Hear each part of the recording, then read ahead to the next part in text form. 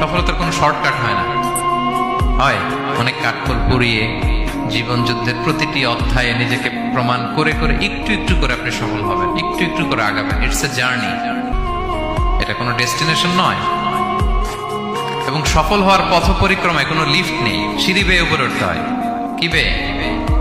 কিন্তু আমরা সফল হতে চাই কিভাবে? ডাইরেক্ট 100 তলায় তো আমি সফল, উপরে সবার উপরে আমি, এইভাবে চাই সফলতাটা। সবার উপরে উঠে যাব, গোল্ড মেডেল গলায় পরাই দিবে, আমরা সাকসেসফুল না। সফলতার রাস্তায় কোনো লিফট থাকে না। কি দিয়ে উঠতে হয়?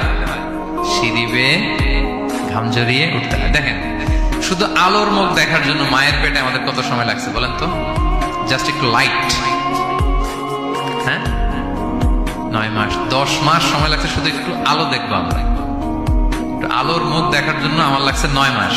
আর এখানে আমরা শর্টকাট খুঁজি, খালি কি খুঁজি? সফলতার কোনো শর্টকাট নেই।